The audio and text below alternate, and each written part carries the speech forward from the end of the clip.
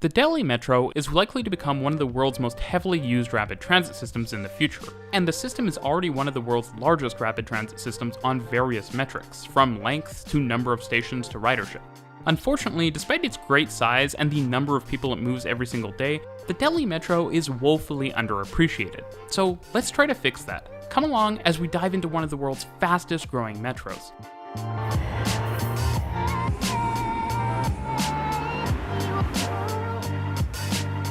A special thanks to Arion for his on-the-ground footage used in this video. I've made a lot of explainer videos, which you should check out if you haven't, but if you're new around here, before we get into looking at a mass transit system, I think it's helpful to get a lay of the land, so you can at least get a sense for why lines go where they do. It's important to note that in the case of Delhi, the city region is really multi-jurisdictional, in that Delhi and surrounding cities like Noida, Gurgaon, and Meerut are not a single political unit, despite being deeply connected economically as part of the broader national capital region. Through the east of Delhi proper, bisecting the city is the Yamuna River.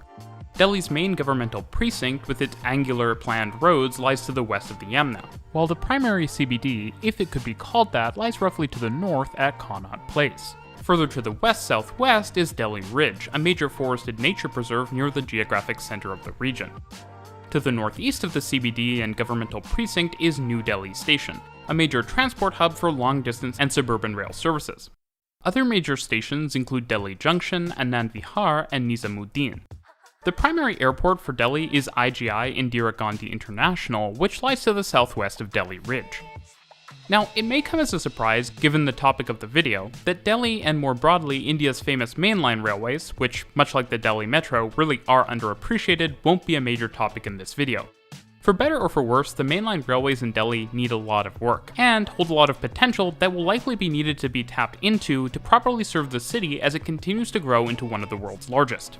That being said, the overlap between metro and mainline rail is surprisingly small, and the existing connections are not great. Likely because the metro is seen as something new and worth focusing on, as the mainline rail unfortunately falls a bit by the wayside. Speaking of the metro though, it's no slouch on its own. The network currently has 400 kilometers of track and nearly 300 stations, with more under construction, meaning Delhi Metro is already longer than almost every other metro system in the world. The system has a total of 9 lines, and it connects directly to 2 more that are under the jurisdiction of adjacent cities, but which to different extents have been influenced and in recent years increasingly been operated by Delhi Metro Rail Corporation, the state-owned company which runs and builds rapid transit in Delhi. Pre-COVID ridership of the system was over 5 million per day, similar to other large systems, but probably low given the huge population of Delhi. Unfortunately, the fares, which are distance-based and start at around 10 cents US, still price many residents out, and this is made far worse by the de facto replacement of some previous more inexpensive transit with the rail lines. That being said, in the future, it seems entirely conceivable to me that given many more lines, Delhi Metro could move more than 10 million people every single day. Keeping all of this in mind, as a decent amount of new infrastructure opens since the beginning of the COVID pandemic, with ridership beginning to recover, there's a good chance it could reach new heights in coming years. The system's reach is also being extended somewhat by a network of buses operated directly by Delhi Metro, but bad congestion and limited service seriously limits their usefulness. Now, it probably comes as a surprise given the rough-around-the-edges nature of many mainline railways in India, but Delhi Metro is really stunningly modern. From the interconnected air-conditioned trains with built-in chargers, to the large clean station facilities with fare gates and smart cards, when you're in the system, it really mostly feels like any other modern metro, and in many cases miles ahead of many famous legacy metros like New York, London, and Paris, which is awesome. With the background laid out, let's take a look at the actual lines of the system, which were somewhat uniquely built in fairly well-coordinated phases, which usually created lines with similar features, construction styles, and common rolling stock. The first phase came with the initial segments of the red, yellow, and blue lines, which all use Indian mainline gauge, which is broad at 5 foot 6 inches or 1676 millimeters. The lines are all electrified with 25,000 volt AC overhead line power, which is very uncommon for metros globally, but was adopted by Delhi Metro, and thanks to the system's influence has become quite common within India. Trains are large, and the blue and yellow line trains are 8 cars long, while the red line currently has 6 but is moving to 8 soon. At the same time, metro trains on the Delhi Metro have a higher than normal top speed of 100 km per hour, which helps with the long distance between many stations, many of which in a somewhat well-known Delhi fashion feature rooftop solar power arrays to generate clean energy, something that way more systems could benefit from, even if only in suburban areas. The Red Line was the first in the system to be built and opened just 20 years ago in 2002. The line is a total of 35 km long with 29 stations and broadly runs east-west. The line is virtually all overground, which is the de facto style of alignment across much of the system, typically on large concrete viaducts. That being said, somewhat uniquely, northeast of the city center, which the line doesn't really pass directly through, operations are at grade, adjacent to mainline rail tracks, something which really hasn't been done on the other lines of the system. Now, I mentioned Delhi Metro's influence on other systems in India, but it itself was heavily influenced by other systems, probably most notably Hong Kong's MTR, a great system which I do have an explainer on and which was hired as a consultant on the Delhi Metro project, the influence of which is definitely noticeable, including the original Phase 1 rolling stock that bears a lot of resemblance to MTR's K-trains built by Rotem and Mitsubishi, and with whom Delhi has worked on, along with local manufacturers, on several subsequent train orders. That being said, Delhi doesn't use the 5 doors per car standard seen in Hong Kong. The Yellow Line is an arc opening west and is 49 km long with 37 stations, connecting to the Red Line at Kashmir Gate, which is also a major interstate bus terminal or ISBT. These exist at a number of locations across Delhi and provide bus services to other states. Just to the south, there's also a station not far from Delhi Junction Station, as well as a connection to Delhi Station near the city center. The alignment of the line is elevated north of the center, then underground from the core to some distance to the south, before merging back above ground into an elevated guideway. The Blue Line is an east-west arc that opens to the south and is the longest in the system at 65 km with 57 stations, which puts it up with some of the longest single metro lines in the world.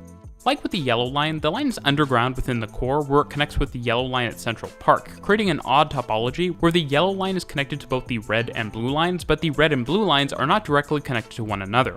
Unlike the Yellow Line, the Blue Line pops above ground almost immediately after leaving the center on both sides. To the east, the Blue Line splits, with a short branch to the north and a longer southern branch that ends with an array of elevated tail tracks that sort of reminds me of Chicago. For the second phase of construction, 3 new lines, the green, violet, and orange, were added. And while these lines, like earlier ones, did opt for 25,000 volt AC overhead power, they moved to standard rather than broad gauge track.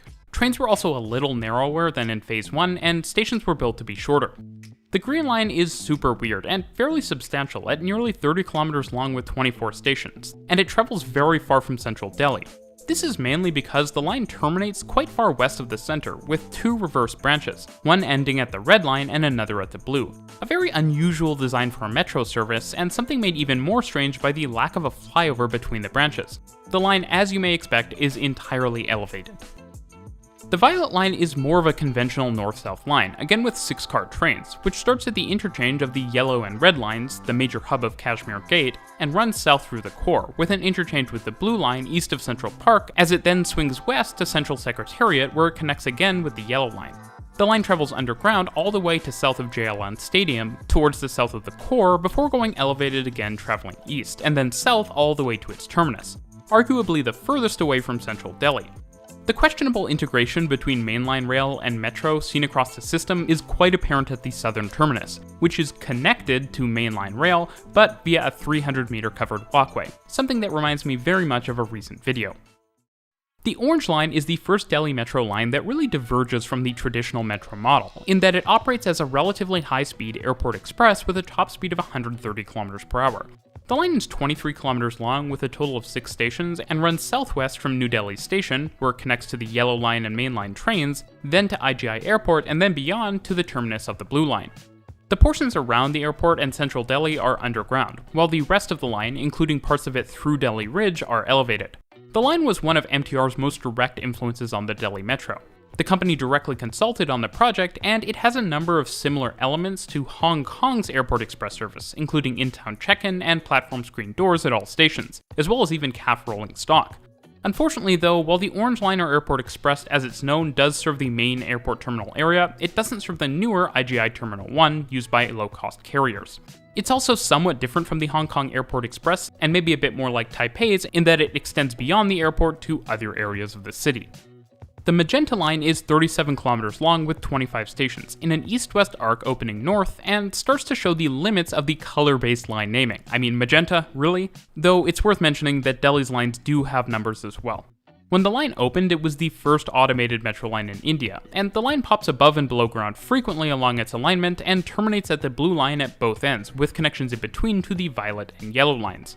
The magenta line also serves IGI Airport, albeit Terminal 1 rather than the main terminal area, though a people mover or other similar connection would be a great addition in the future to connect to the main terminal area. The pink line is sort of the penultimate line on the Delhi Metro in my personal opinion. It forms an almost complete loop around the city, currently being an arc opening north, and is 59 kilometers long with 38 stations, making it the longest line in the system if you don't count the blue line branch as part of its length. Along the route, the pink line connects to all earlier Delhi Metro lines, including 3 times to the blue line, one of which is at Anand Vihar mainline rail station, and 2 times to the red and yellow lines. There was initially one misconnection with the green line, but this has been rectified with a new infill station, which is a pretty decent transfer.